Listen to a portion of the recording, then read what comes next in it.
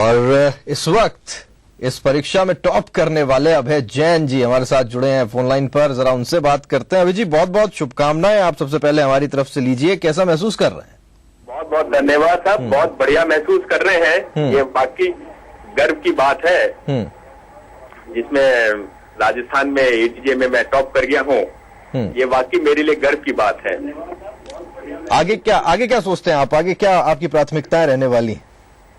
बस अब राजस्थान में चूंकि मैं एडीजे सेलेक्ट हो गया हूँ तो इसके अंदर अब मुझे जनता की सारी सेवा करनी है और देखना है कि न्याय व्यवस्था बिल्कुल सुदृढ़ रूप से चले और सबको त्वरित न्याय मिले। बिल्कुल। अभय जी, यहाँ तक पहुंचने में मेहनत बहुत करनी पड़ी होगी और टॉपर में और बाकी सब में अंतर ये होता है कि टॉपर बिल्कुल अलग से दिखाई पड़ते हैं। कहाँ से आप पहुंचे, क्या मेहनत आपकी रही और ये उपलब्धियां आपने हासिल की?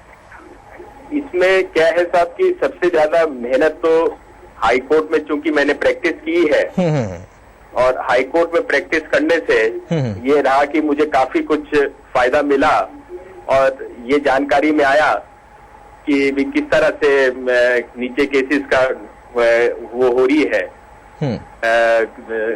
डिसाइड कर रहे हैं और उसके बाद एक्सपीरियंस मिला काफी।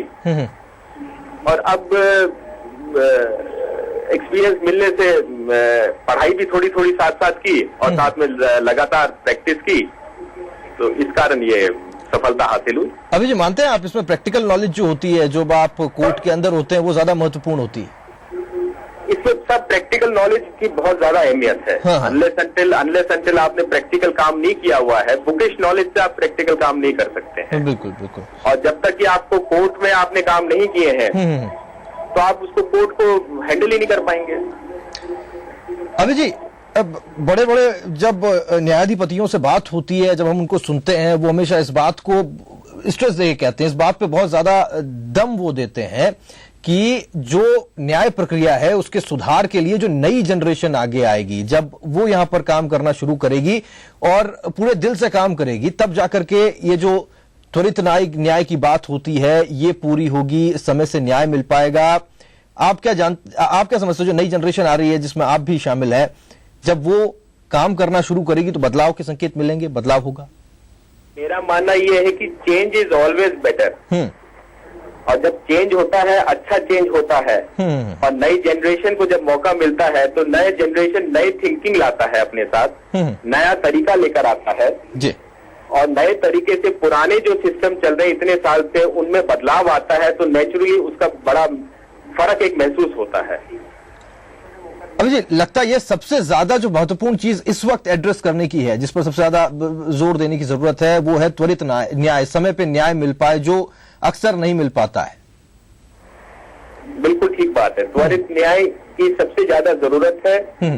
जो कि कॉमन मैन है, सोसाइटी का जो कॉमन मैन है उसको बहुत ज्यादा, जो कि अपनी ग्रीवेंस को रिड्रेस नहीं कर सकता है, बिल्कुल उसको सबसे ज्यादा मदद की जरूरत है। जिनसे और एक ऐसी व्यवस्था होनी चाहिए जिसमें उसको न्याय तुरंत मिले। अगर न्याय लेट मिलता है तो उसको कोई मतलब नहीं निकलता, तब तक तो काम बहुत ज्यादा उसके खिलाफ हो जाता है।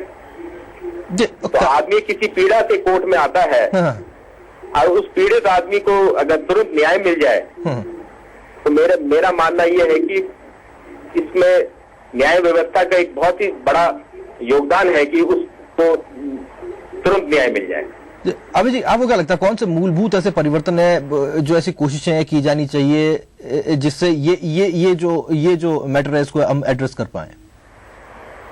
मेरा सब मानना ये है कि एक तो जो सीआरपीसी और सीपीसी के जो प्रोविजंस हैं उसको बिल्कुल तरीके से इम्प्लीमेंट होनी चाहिए।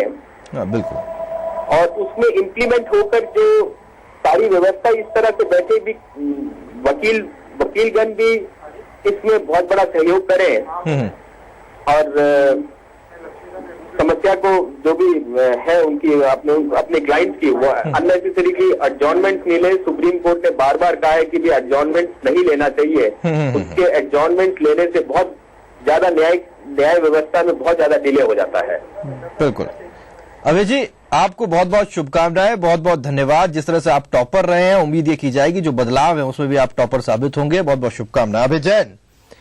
टॉप किया है इन्होंने, हमारे साथ फोन लाइन पर थे। और कहीं ना कहीं खास बात जिसका वो जिक्र कर रहे थे कि अब बदलावों की जरूरत है, और जो यंग जनरेशन आ रही है, उम्मीद अब उनके कंधों पर भी है, उनसे अब उम्मीद भी की जा सकती है कि वो इन बदलावों के सारथी बनेंगे, बदलाव होंगे और आम आदमी को समय पर न्याय मिलेगा।